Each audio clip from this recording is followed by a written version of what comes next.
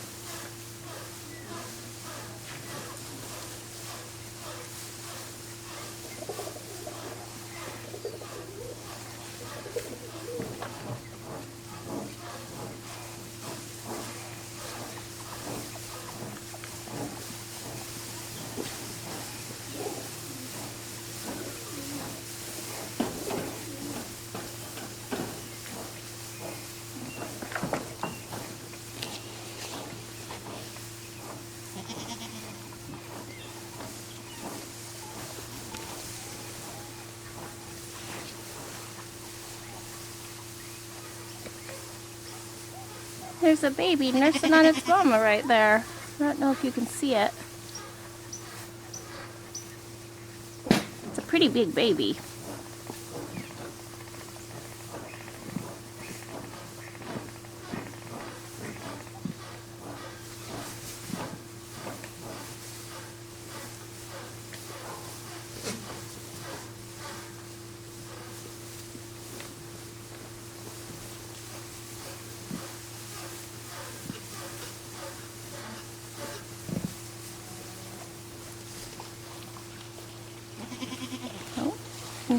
Right here we have another one.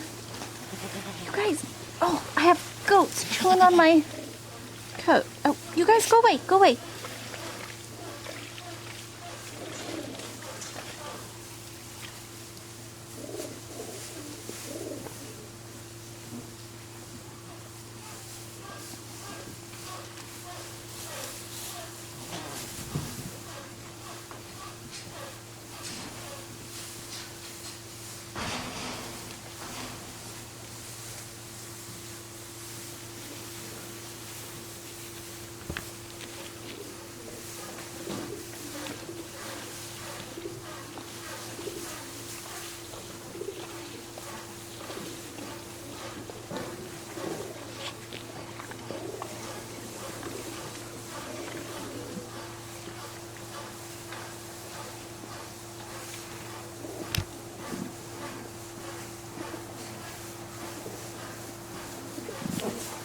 This is who's been behind me, pulling on me the entire time. Yeah. Yeah. Were you guys helping? Were you helping film? Yeah. Yeah.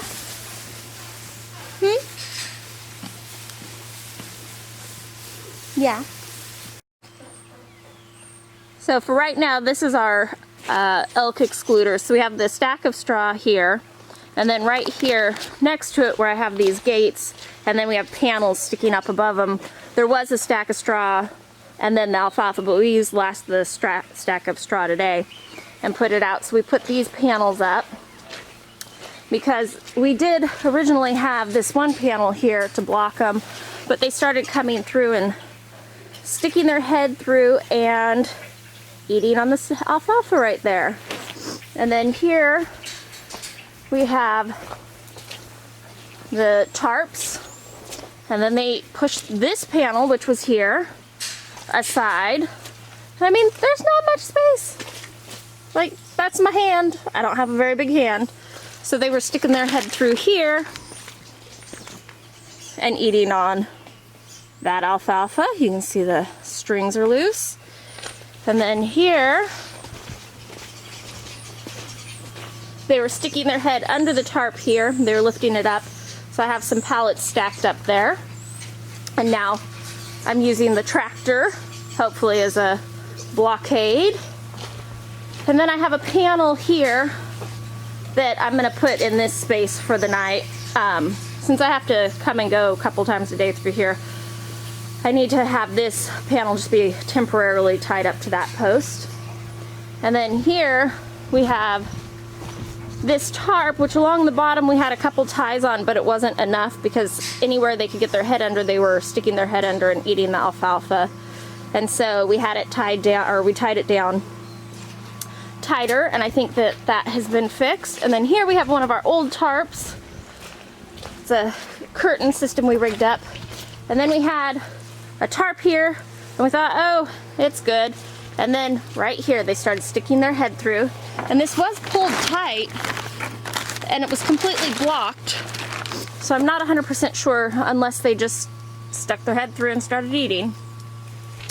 And then we have another panel here so that they can't walk around to where the alfalfa feeder is and start eating on that side of the stack.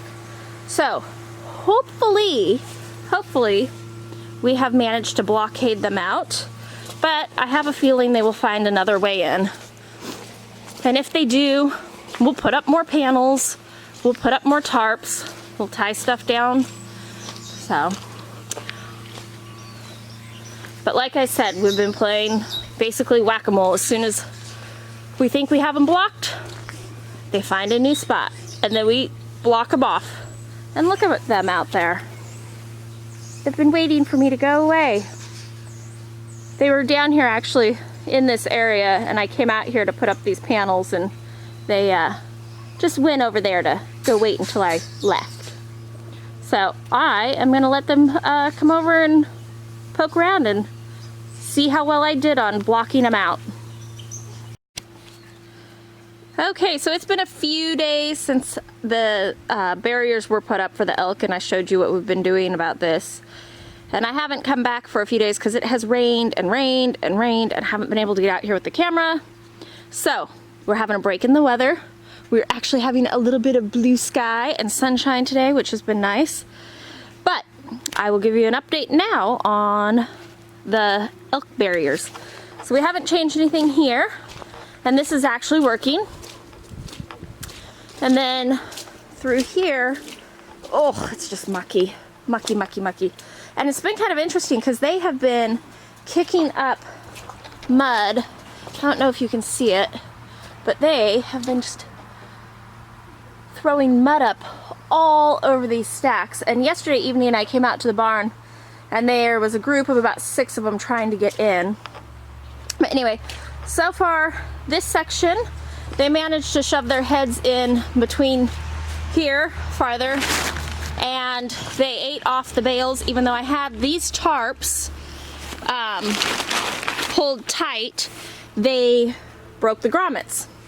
So they were able to get their head around in there and eat off enough bales, or the bales, so that a few of the top bales fell down. But I have already used those up, fed them out to the animals. So I need to figure out what to do here and make this secure. And I think what I'm going to do is just put a panel going all the way across here. So they have wedged themselves in here. You can see their hooves. Let's see, can you? Yep, there's a hoof print. So they did wedge themselves in, and they can reach through over there. You would figure that they would not want to put themselves in that confined of a space, but when it comes to this kind of alfalfa, they're willing to do it. And then over here, so this side has worked. I have it open right now because I have to get hay out for our cows, but that's working.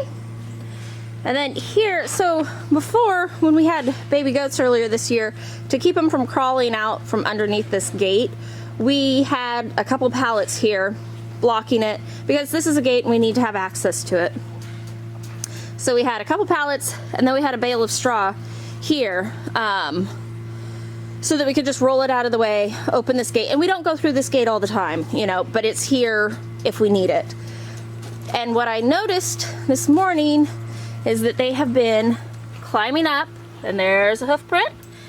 And so they have been climbing up, and there's a hoof print right there, and eating on the hay there. And so, and I think the goats have been sticking their heads through there and eating that, but the elk have been eating that because our goats aren't that tall.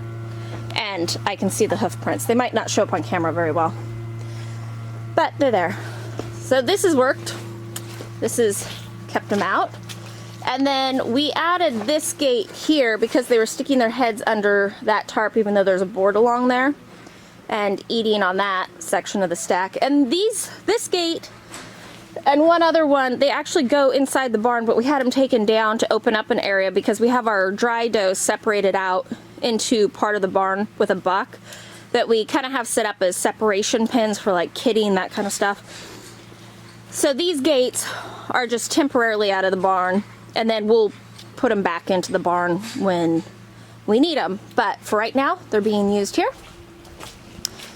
And that's still working, and that's working. So far, this barn has been pretty resistant to them, minus them getting their feet up on that bale of straw there and eating. But I think I'm going to take that bale of straw away and use it to mulch some roses, or maybe put it in the greenhouse.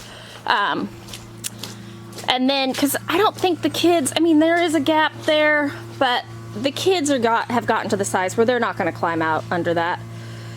It is kind of amazing how little goats will just find any little hole and you plug a hole.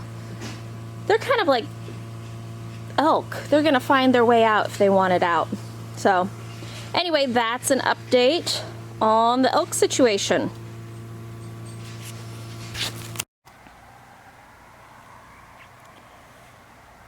So here the elk have come down and are eating the alfalfa that I fed to the cows.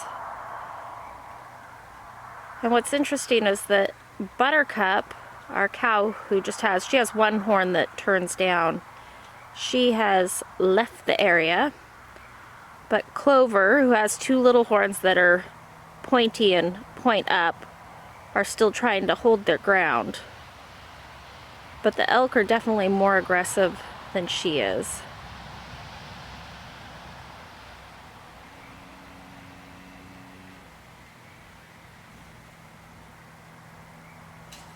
And the elk, at other times we've seen them be aggressive to our sheep. They'll go up to them and swat them with their front hooves. And I've seen them do it to the cows too. I think the cows have reason to be leery of them.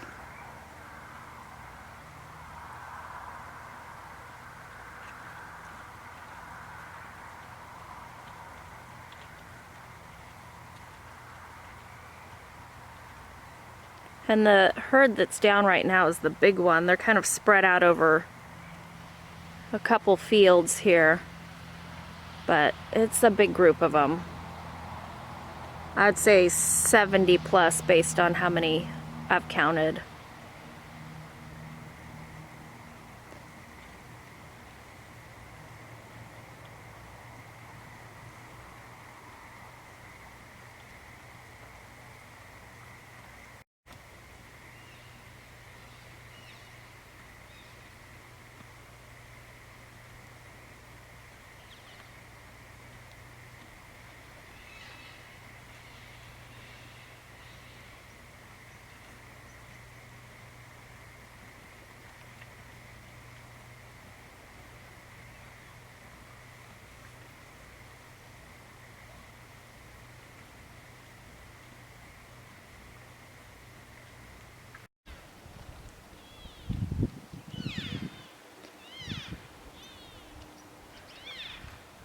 That mewing sound you hear is them.